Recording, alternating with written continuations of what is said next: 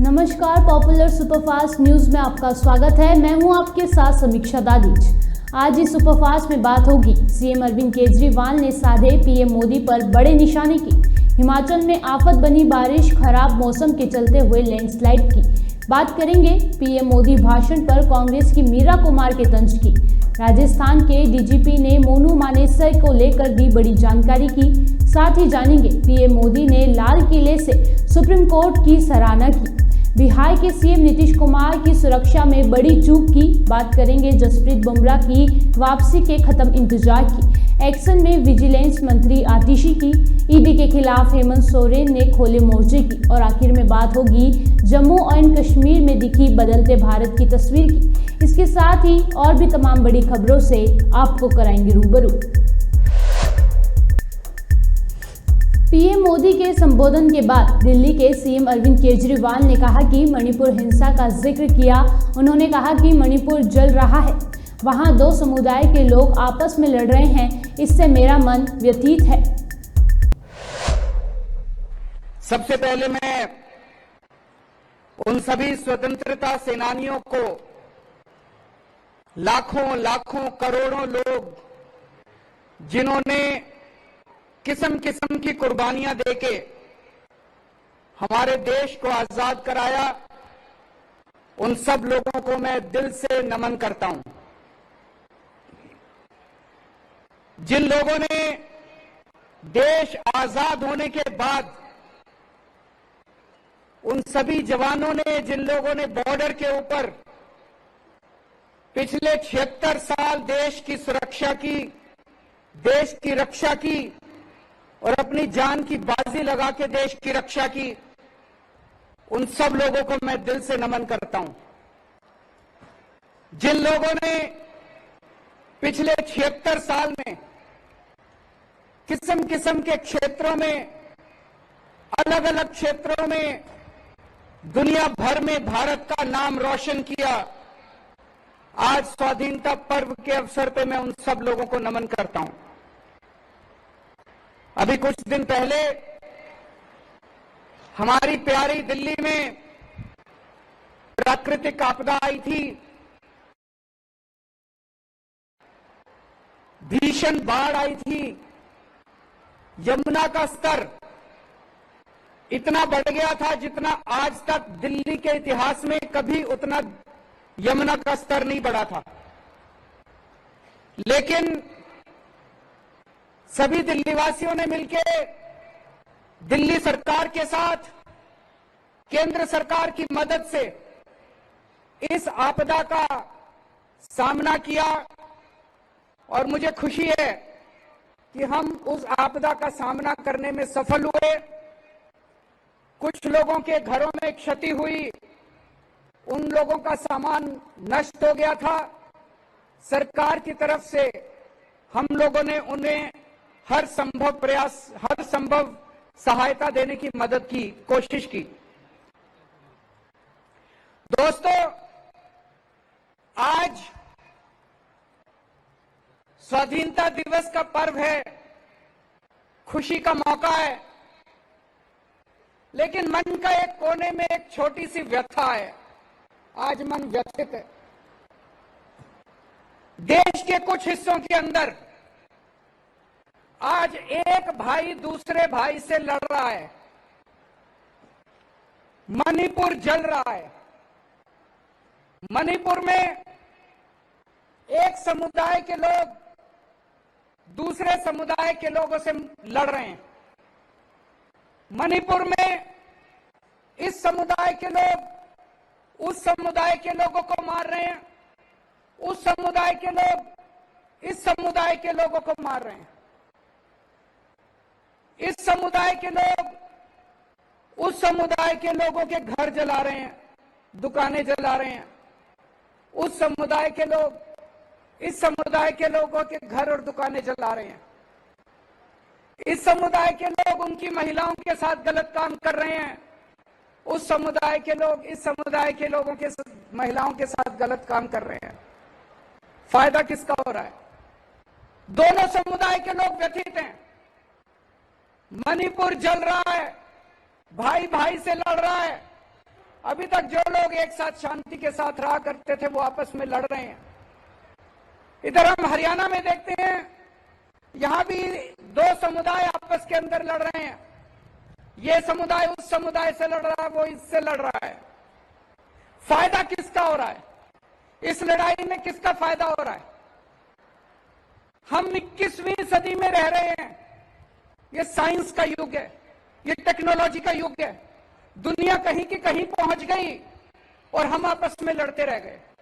अगर हम आपस में लड़ेंगे, अगर भाई भाई से लड़ेगा, तो भारत विश्व गुरु कैसे बनेगा? हम लोग तो रोज कहते हैं कि भारत विश्व गुरु बनेगा, भारत विश्व गुरु बनेगा। भारत विश्व गुरु कैसे बनेगा? एक परिवार, एक पिता जिन्होंने अपनी जिंदगी में खूब पैसा कमाया, उनकी मौत हो गई। उनके 4 बच्चे हैं, चारों बच्चे आपस में लड़ रहे हैं, एक दूसरे को मारने पे आतुर हैं। क्या वो परिवार प्रगति कर सकता है? बिल्कुल नहीं कर सकता। पिताजी जो कमा के गए थे वो भी खत्म कर देगा परिवार, चारों बच्चे उसको भी उजाड़ देंगे। लेकिन एक परिवार जिसमें चारों भाई मिलके परिवार में एक साथ मोहब्बत के साथ रहते हैं, वो परिवार तरक्की करता है। अगर हमें विश्व गुरु बनना है, अगर हमें देश को तरक्की देनी है, विकास देना है, अगर हमें दुनिया में नंबर 1 देश बनना है, तो 140 करोड़ लोगों को एक परिवार की तरह रहना पड़ेगा। 140 करोड़ लोगों को एक टीम की तरह रहना पड़ेगा। आज हमारे देश के सामने इतनी समस्याएं हैं, उन समस्याओं को कैसे निपटेंगे हम अगर हम आपस में लड़ते रहे तो? आज सुनने में आता है देश के कई हिस्सों में लंबे लंबे बिजली के पावर कट लगते हैं। कहीं 7 घंटे का पता चलता है, उस राज्य में 7-7 घंटे के पावर कट, इस राज्य में 8-8 घंटे के पावर कट, कई कई घंटे बिजली नहीं आती। मैं आपसे पूछना चाहता हूं, पूरी दुनिया में ऐसा कौन सा अमीर देश है, पूरी दुनिया में ऐसा कौन सा विकसित देश है जिसमें लोगों को 24 घंटे बिजली नहीं मिलती? जब तक हमारे देश के अंदर 7-7, 8-8 घंटे के पावर कट लगेंगे, हमारा देश कभी विश्व गुरु नहीं बन सकता। कहने को बड़े बड़े भाषण दिए जा सकते हैं, जब तक हमारे देश में 24 घंटे बिजली नहीं होगी, इंडस्ट्री कैसे तरक्की करेगी, किसान कैसे बुआई करेगा अगर हमारे देश के अंदर 24 घंटे बिजली नहीं होगी? तो अगर हमें दुनिया में विश्व गुरु बनना है तो अपने देश में 24 घंटे बिजली का इंतजाम करना पड़ेगा। हमारे देश में लंबे लंबे पावर कट क्यों लग रहे हैं? बिजली क्यों नहीं आती? क्या बिजली की कमी है? अब मैं आपको एक ऐसा आंकड़ा बताने वाला हूं जिससे सुन के आप चौंक जाएंगे। हमारे देश में उत्तर भारत के पहाड़ी राज्यों में कुदरत का कहर देखने को मिल रहा है। उत्तराखंड और हिमाचल प्रदेश में लगातार बारिश और लैंडस्लाइड जानलेवा साबित हो रही है।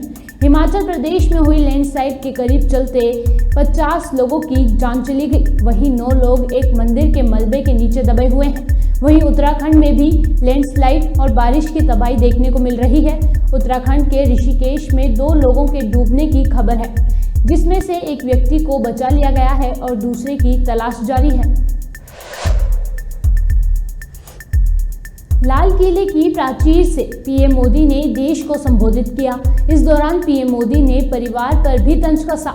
ऐसे में कांग्रेस ने अटैक किया। कांग्रेस की मीरा कुमार ने फौरन पलटवार किया। मीरा कुमार ने कहा कि निजी बातें करने के लिए लाल किले का प्राचीर नहीं। डायनेस्टी पॉलिटिक्स को अटैक किया है कि उन्होंने बताया कि डायनेस्टी पॉलिटिक्स ने देश को बर्बाद कर दिया है। आप इस इल्जाम को कैसे देखते हैं कि एक ही फैमिली में सिमट के अटैक किए हुए अपने स्पीच में उन्होंने? ये हमारे यहाँ चुनाव होते हैं, जो भी चुनाव से जीत करके आते हैं वो राजनीति में रहते हैं। इसमें डायनेस्टी की क्या बात है? जो चुनाव जीत कर आते हैं वही है ना राजनीति में। उन्होंने एक और क्लेम किया है कि अगले साल भी वो दोबारा लाल किले से झंडा फहराएंगे और 5 साल का रिपोर्ट कार्ड अगले 5 साल में देंगे। ये एक कॉन्फिडेंस दर्शाने की कोशिश कर रहे हैं कि वो फिर से दोबारा आ रही है उनकी सरकार। आप कैसे देखते हैं इस ये निजी बातें क्यों कर रहे हैं वहाँ? सरकार किसकी आ रही किसकी नहीं आ रही है, ये बात करने के लिए कौन यहाँ वहाँ लाल किले की प्राचीर नहीं बनी है। देश में क्या करना चाहिए और देश का आगे कैसे बढ़ेगा, इसके लिए आज का भाषण होना चाहिए प्रधानमंत्री। राजस्थान के भरतपुर से अगवा कर मारे गए नासिर और जुनैद की हत्या पर राजस्थान के डीजीपी उमेश मिश्रा ने बड़ी बात कही है। राजस्थान से हरियाणा तक तनाव पैदा करने वाले इस हत्याकांड को लेकर डीजीपी ने कहा कि वारदात में गोरक्षक मोनू मानेसर का सीधा हाथ नहीं मिला है। उन्होंने कहा कि परोक्ष रूप से उसकी क्या भूमिका है, इसको लेकर अभी जांच चल रही है। डीजीपी ने ये बात कही ऐसे समय पर कही है जब ये हाल ही में हरियाणा के नूह में हुई हिंसा, सांप्रदायिक हिंसा में इस हत्याकांड को बड़ी वजह बताई गई। तो नूह में ही हमारी टीम गई थी और मैं हरियाणा पुलिस पे कोई भी आरोप नहीं लगाना चाहूँगा।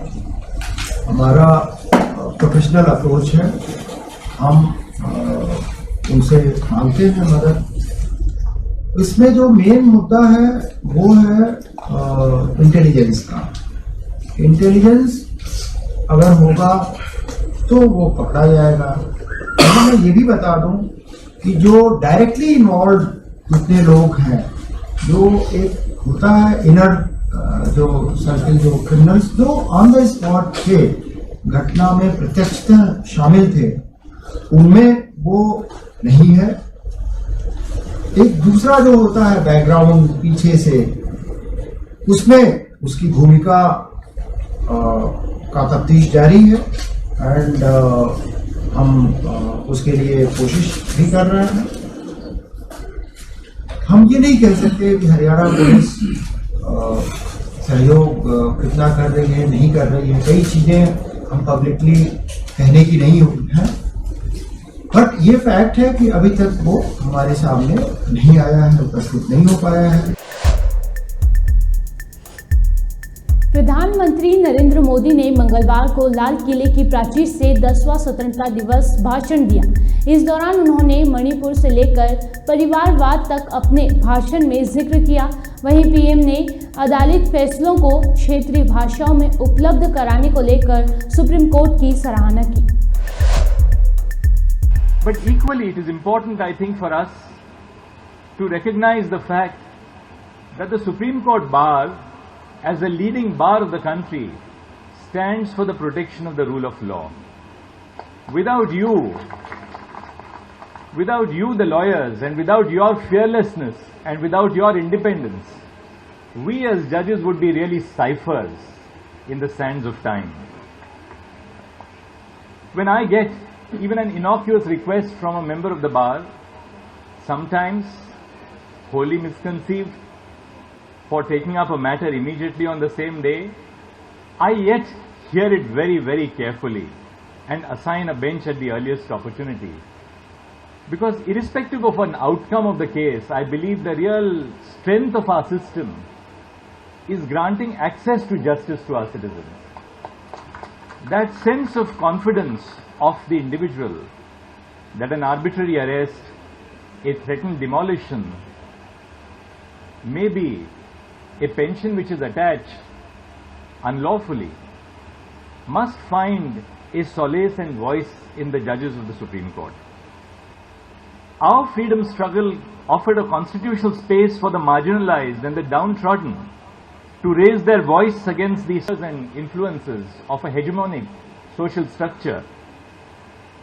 It enjoined the institutions of governance to proactively respond to the sufferings of the people to do justice. If we glance at the last 76 years, we realize that each institution has contributed to the strengthening of our nation's soul. And it is important that we recognize that all the institutions of the nation, the executive, the legislature, and the judiciary, are associated in the common task of nation building. This moment should serve as an occasion to recalibrate our collective goals and institutional aspirations.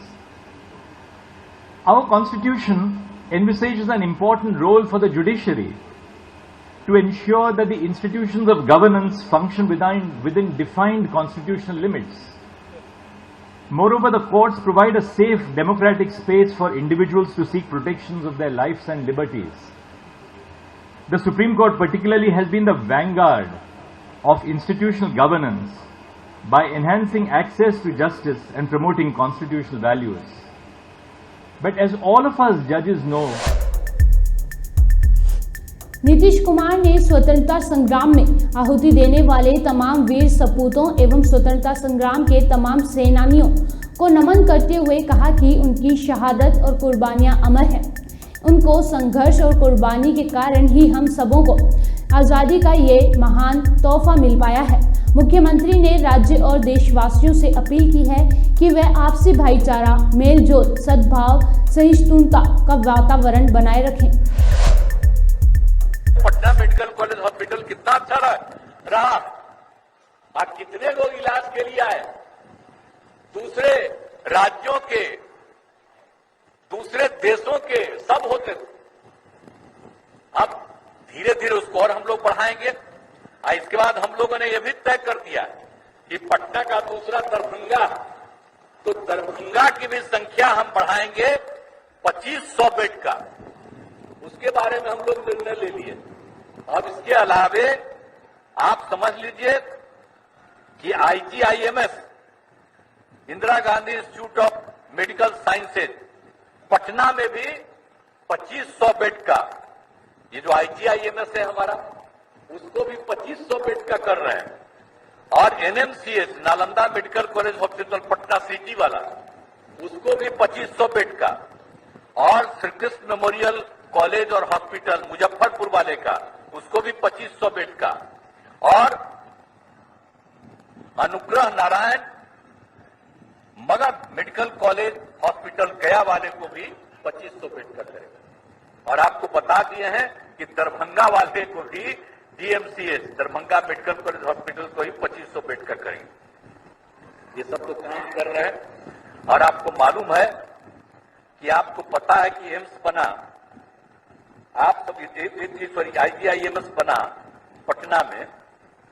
अब उसके बाद ये जो सरकार है अभी, तो 15 में इन लोगों ने कहा कि पटना में मेडिकल कॉलेज अस्पताल बनाएंगे। तो हमने कहा भाई देखिए, श्रद्धेय अटल बिहारी वाजपेयी के टाइम में Patna medical college hospital, Patna में ये IGIMS बन गया, तो इसको तो आप दूसरा जगह बनाइए, बिहार में दूसरा करिए। तो उसको सुधार करके बोल दिए। और फिर हमने सुझाव दिया कि भाई देखिए, सबसे पहला मेडिकल कॉलेज पटना, आज बिहार का दूसरा है आपका दरभंगा। तो अच्छा होगा कि आप दरभंगा मेडिकल कॉलेज को आप एडॉप्ट कर लीजिए और उसी को IGIMS बनवा दीजिए। तो शुरू में स्वीकार कर लिए, अब बाद में रिजेक्ट कर दिए कि ना हम अलग बनाएंगे। तो अलग बनाएंगे तो हुआ कि वहां हो। तब हमने तो तय कर दिया कि भाई हम लोग दरभंगा को के हॉस्पिटल को करेंगे 2500 बेड का कर देंगे, आप उसके 2500 बेड का। और उसके बाद आप समझिए कि इसी बार हम जो यात्रा में थे, तो वहां के DM ने मुझको जो जगह दिखलाया, एक इतना बढ़िया जगह, कहा कि यहीं पर करके हम लोग दे देंगे IGIMS के लिए। मैंने कहा बहुत अच्छा। और ये बात हम लोग भेज दिए।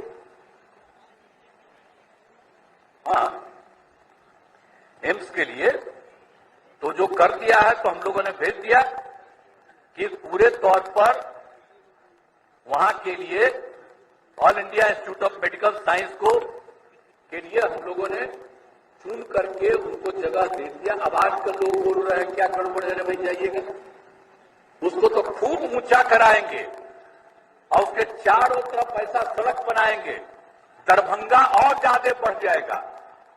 और जहां पर वो है अभी मेडिकल कॉलेज वाला, वहां पर बनेगा तो दूसरे राज्यों और दूसरे जगहों से आने वालों को जाने में थोड़ा समय लगेगा। और ये बन जाएगा तो कोई भी आएगा उसको बहुत जल्दी होगी। ऐसी को देख करके बना दिए, लेकिन अब नहीं कर रहे हैं भाई, तो जो करिए। और हमने तो सारे पत्रकारों से हमसे पूछा था कल, तो हमने कहा कि एक बार हम अनुरोध करेंगे सारे पत्रकारों को कि एक बार चल करके जो जगह हम लोग चुन लिए हैं और वहां के डीएम ने बताया और इतना बढ़िया जगह चुना है और जो काम किया जाएगा, हाथ जोड़ के प्रार्थना करेंगे आप लोगों से कि एक बार चल के देख लीजिए, वहां का भी हो और यहाँ का भी, सब देख आइएगा और उसको छपवा दीजिए। वैसे तो आप लोगों पर तो प्रतिबंध न है जी, आप सब चीज छाप सकते हैं, ये तो प्रतिबंध न ऊपर से लगा दिया गया है, सबका बात थोड़ी छाप सकते हैं, एक तरफा छपड़ा। तो इसलिए कल भी हम कह दिए थे, हमसे पूछे तो आज भी हम बता दिए कि जितना बढ़िया जगह चुने और वहां पर बन जाए बहुत अच्छा है। तो एक एक चीज जो हम लोग कर रहे हैं तो बहुत अच्छा है। तो इसीलिए तो हर जगह से हम लोग पूरे तौर पर एक एक चीज को करेंगे और कोई दिक्कत नहीं करेंगे और हर प्रकार से पूरे तौर पर। और आप लोग समझ रहे हैं कि हर तरह से कई कई कामें हो रही हैं। अभी हम लोगों ने राज्य में राजकीय दंत चिकित्सा महाविद्यालय, ये है पैठना भागन बिघा रहुई नालंदा में, उसका निर्माण कर दिया गया और तैयार हो गया, खूब अच्छा है। अब आप समझिए कि राजकीय दंत चिकित्सा के लिए भी एक कॉलेज वहां पर मेडिकल कॉलेज बना दिया गया। तो इसी तरह महाविद्यालय सब हो गया।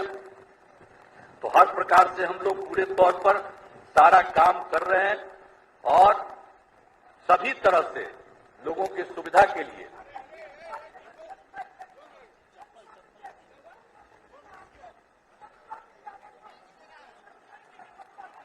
क्या कर रहा है? अरे तब मिलेगा ना, अभी क्या के लिए बीच में आ रहा है?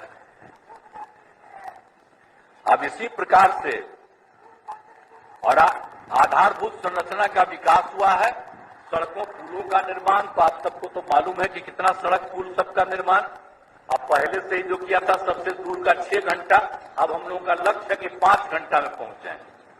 अब कितना ज्यादा हम लोग बनवा रहे हैं आप देख लीजिए, बाईपास से लेकर के एक एक चीज का सब तरह का निर्माण किया जा रहा है। और आप लोगों को मालूम है ना कि एक एक काम क्या क्या कर रहे हैं हम लोग। आप पटना में दीघा से दीदारगंज तक जेपी गंगा पथ का निर्माण, तो इसकी शुरुआत हम 13 में करवा दिए। एक हिस्सा लास्ट ईयर बन के तैयार हुआ और दूसरा हिस्सा और आगे बढ़ गया, वो कल हम लोग कराए। अब आप लोग सब जानते ही हैं, वहीं पर आप पत्रकार लोग थे, अब कितना बढ़िया बन रहा और उसको और उधर भी पूरब भी आगे और पश्चिम भी आगे करवाएंगे। तो इतना बढ़िया होगा। तो हम लोग तो एक एक काम कर ही रहे हैं हर चीज के लिए। और पूरा तौर पर जो जेपी गंगा पथ है उसको पूरब में आगे बढ़ा देंगे हम लोग। ये बख्तियारपुर से आगे से ताजपुर का पुल जो बन रहा है उसके लिए, और पश्चिम तरफ में आरा और छपरा का पुल जो बना हुआ है वहां तक इसको बढ़ा देंगे। तो कितनी सुविधा होगी उत्तर बिहार से दक्षिण बिहार आने में और कहीं भी जाने में, कितनी सुविधा होगी। और जानते ही हैं शाम में रात में कितने लोग देखते रहते हैं, जहां पहले बना तब, अब दूसरा बना तब। तो इसीलिए सब काम हम लोग तेजी से कर रहे हैं। और आप जानते ही हैं कि हम लोग महिला सशक्तिकरण और महिलाओं के विकास के लिए काम कर रहे हैं। हर प्रकार से आप सबको हुआ है। आप जानते हैं प्रारंभिक शिक्षक में भी महिलाओं को 50% का आरक्षण हम लोगों ने दिया। भारतीय टीम का अगला दौरा आयरलैंड का होगा। इस दौरे के जरिए टीम के स्टार तेज गेंदबाज जसप्रीत बुमराह की वापसी होगी, जहां वे टीम की कमान संभालेंगे। बुमराह ने सितंबर 2022 में अपना आखिरी मैच खेला था। अब बुमराह ने सोशल मीडिया के जरिए एक तस्वीर शेयर की जिसमें वे आयरलैंड दौरे के लिए उड़ान भरते हुए दिख रहे हैं।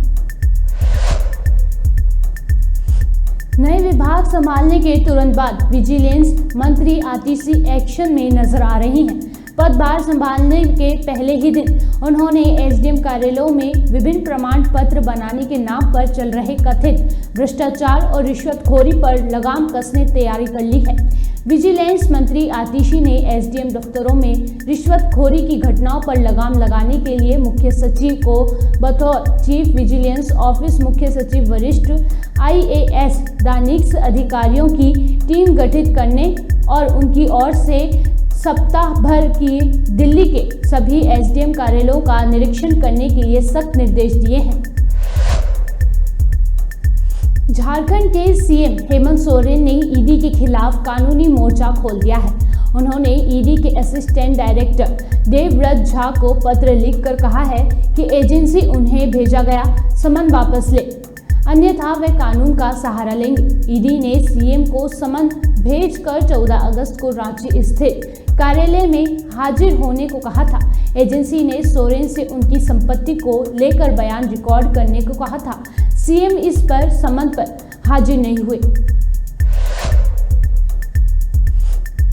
स्वतंत्रता दिवस के अवसर पर 15 अगस्त को दिल्ली के लाल किले से राष्ट्र को संबोधित किया। स्वतंत्रता दिवस 2023 के अवसर पर देश भर के गणमान्य व्यक्ति समारोह में शामिल हुए। इसके साथ ही जम्मू कश्मीर में श्रीनगर के लाल चौक में कभी मिलिटेंट रहे सैफुल्लाह ने भी तिरंगा फहराया। और आप चलिए सैफुल्लाह को सभी चीयर करते हुए भारत माता की, भारत माता की, जोर से भारत माता की, आजाद हिंदुस्तान, आजाद हिंदुस्तान, नया कश्मीर, नया कश्मीर, भारत माता की, वंदे वंदे वंदे वंदे। इसके बाद राष्ट्रगान होगा, मैं गाऊंगा और आप ही गाओगे। पहले हम ठीक है। Hello hello. भारत माता की, भारत माता की, भारत माता की।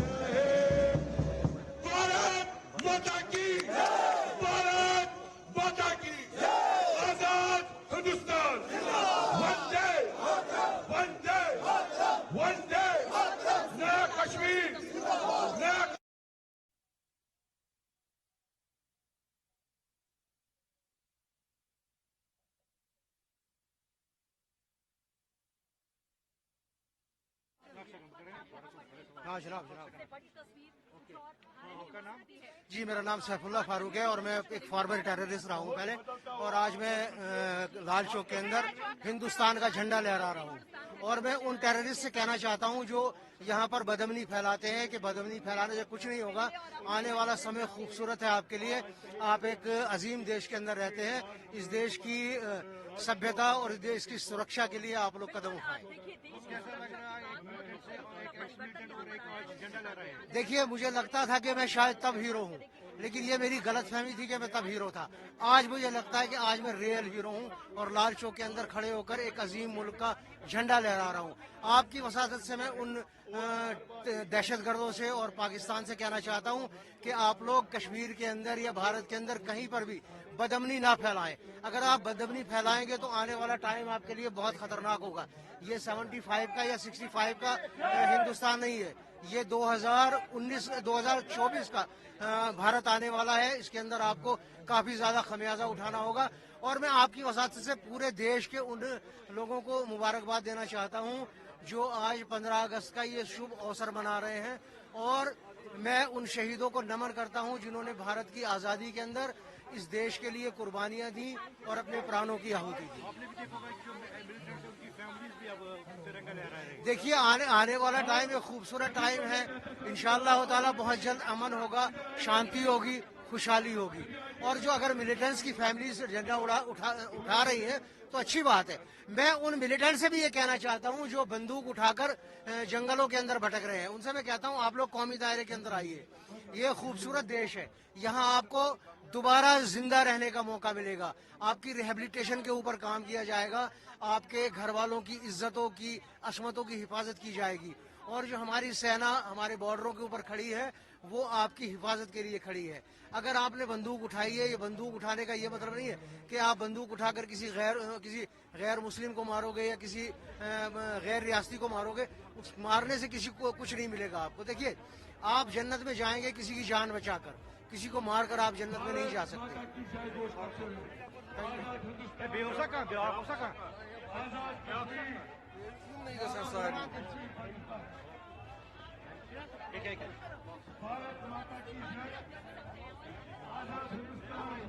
आपका नाम?